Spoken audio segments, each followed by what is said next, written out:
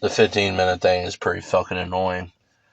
I have accounts on other sites that I could do longer ones, but I don't feel like it. But whatever. I'll try to do one more video, kind of stream of consciousness on the graphics game stuff. But yeah, it's, everything about Saints Row 1 was like just right. That game was so fucking fun, and it's better than Grand Theft Auto, frankly. Um, all the other games of the 3D era except 3 suck. But Saints Row was like the unofficial GTA 4. And, I mentioned this on a video that I seen, how the series is dead or whatever. And what I pointed out was that the success of Saints Row was basically like it filled a niche, you know, in its time that doesn't exist anymore. It was basically the unofficial GTA 4 because, it had already been 5 years since 3. Vice City and San Andreas, really, they're just spin-offs if you ask me. Um, but people wanted a legit GTA 4, and that was the closest we had for several years. And then when GTA 4 actually came out, it didn't have the kind of like goofiness of the other games. I mean, including the 2D ones, because I played them when I was a kid. It was like there's the kid in the trailer park, and they had them, and it was like on PS1. And I remember playing them a little bit, but uh, you know, GTA 4 was way too serious, and so at that point, it kind of reinforced Saints Row for a lot of people, including myself, because it's like this still feels more like GTA than GTA 4 does. But that didn't last forever. Eventually GTA 5 came out. And just how retarded successful that is for no fucking reason. But it just the reason for the series to really be able to exist in the first place was gone. So it's like no wonder it started to fade away or whatever. But it's like a lot of things, like uh like Blockbuster and all that. Like I mentioned with the mixtape comments I made, like the only thing that really was nostalgic for me was that whole kind of like Blockbuster stuff I seen on some of the videos. Well, think of shit like Blockbuster. It's like if we had modern digital downloads back then, there wouldn't have been a point to Blockbuster, right? It's a byproduct of the era it was from, right? It's just that was the restrictions they had, and it doesn't make sense at any other point. It's something like that. If we had fucking digital music so readily available now, who the fuck would have wasted time with audio cassettes or whatever? Um, and there is shit like there is an appeal to vintage shit, but it's mostly it's either nostalgia or vicarious nostalgia. Like a lot of motherfuckers, you know, like there was sort of a vinyl revival for a while. Even death metal bands were putting shit out on vinyl, but basically it stopped being successful because it couldn't be anymore. Kind of no different than Blockbuster wasn't going to last forever either. Or like video game reviews, why'd they work for so long? Because there wasn't the internet speed and prevalence yet for YouTube personalities to be the ones that determine what games get bought, right? Now it's like streamers playing a game and saying they like it that sells the game. Well, that wasn't there before, right? Like speeddemosarchive, the speedrun website, it filled a niche like that. The reason it kind of died out and Twitch running is the thing now is because you didn't have the ultra high speed connections and like OBS and shadow play recording, whatever blah blah shit to stream speed runs before. I mean, even like now they'll have like the hand cams and input maps on the screen and all this other shit. That just really wasn't possible before either. I mean, back in the mid 2000s, like 2004, 2005, you kind of just had like fraps, and it was good luck running it. Like it actually slowed the game down. That's how much processing speed it took. And then the files were huge because they weren't compressed. And there were nutcases like me that would have a separate drive just to record fraps to and this and that. But that was really the minority. But even way before that, when SDA first started, Speed Demos Archive, the internet really, I mean, hosting video on the internet was basically, a fucking dream, a pipe dream. And SDA got its start from motherfuckers recording runs off of consoles or whatever to videotapes and literally sending the videotapes to the SDA, like owners or whatever to verify the runs for no cheating and this and that, right? To the point to where if you look at SDA's own video encoding tutorials, they still have like tutorials on how to like do like a tape to DVD like transfer, right?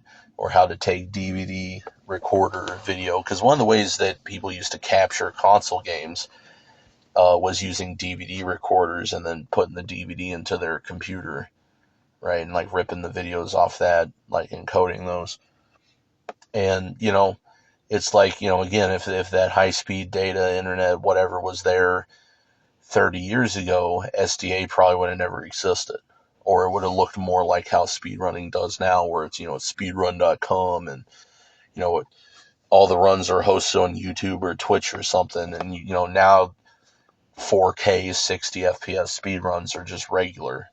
Dude, like I would shit myself, over 20 years ago to be able to watch a run off of Speed Demos Archive because it was a 60 FPS recording, you know.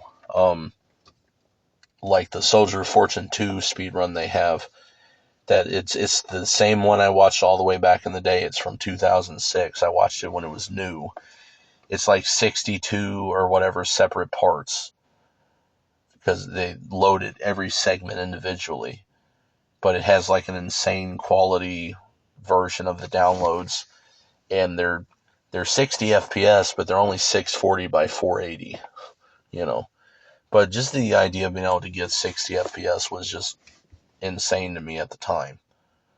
Now that's just so blasé to have that at 720p, 1080p, 4K, and they're recording it real time while also the stream is going. That just was not possible back then.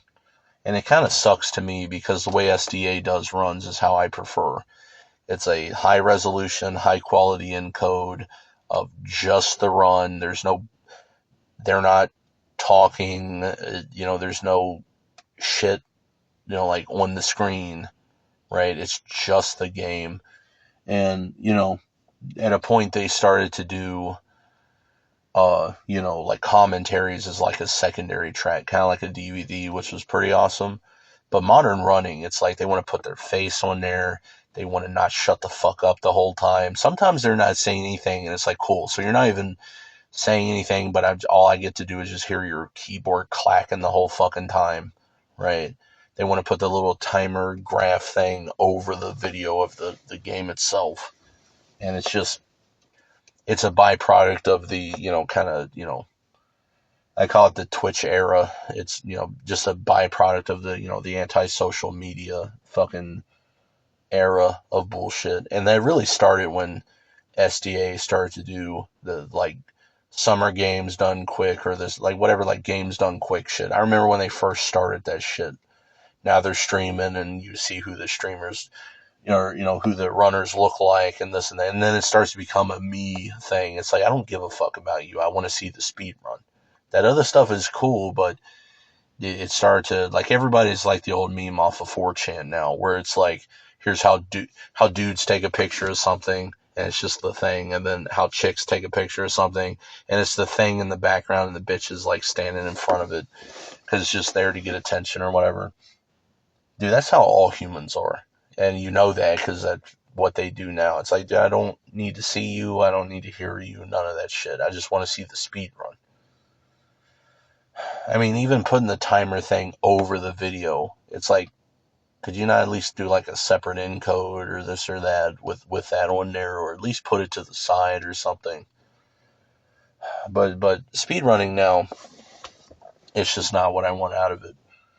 But at the time, it also made sense for me with SDA because, I could download a high quality version of it and store it offline to be able to watch whenever I wanted, because my particular use case was I had a lot of storage capacity, and more so, like, I had a lot more storage capacity than almost anybody would have at that time. Like, I was one of the first motherfuckers to buy a 500 gigabyte hard drive, for example, when those were new.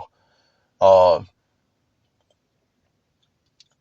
but my internet connection sucked.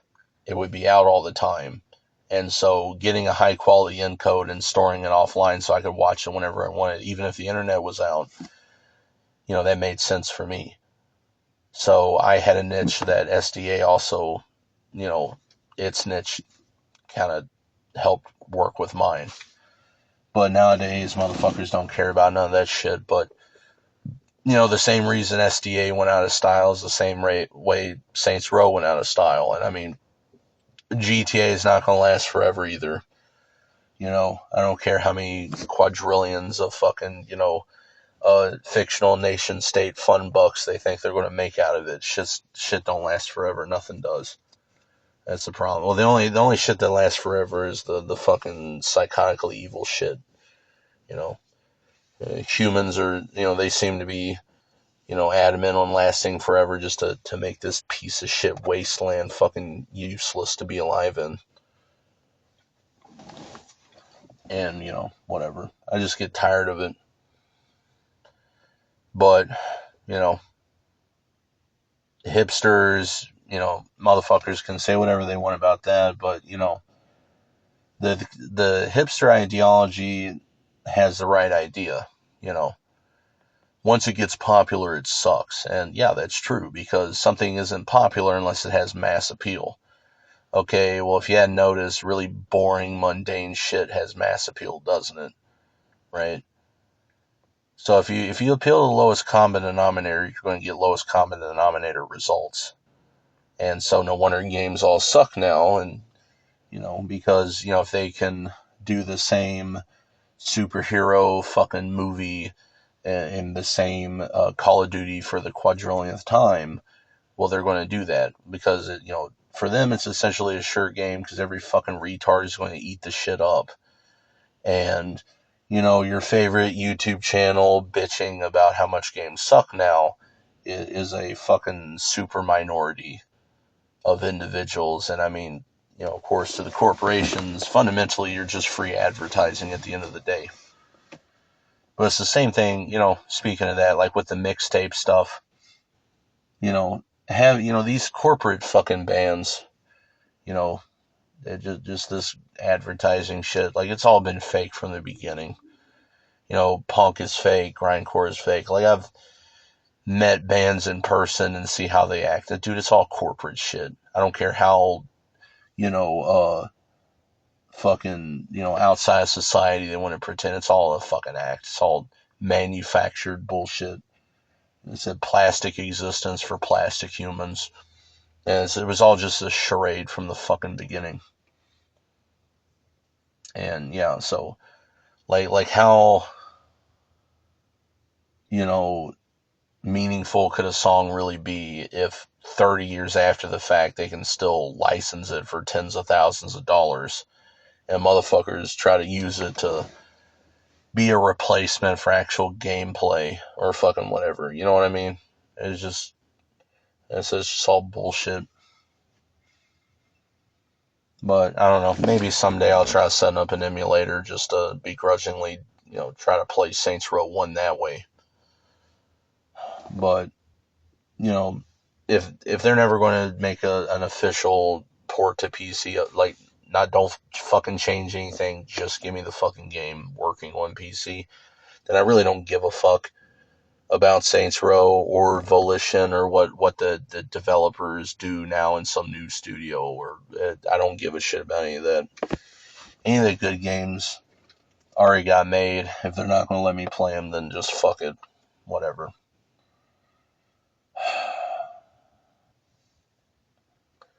Yeah, I don't know. I'm at 15 minutes.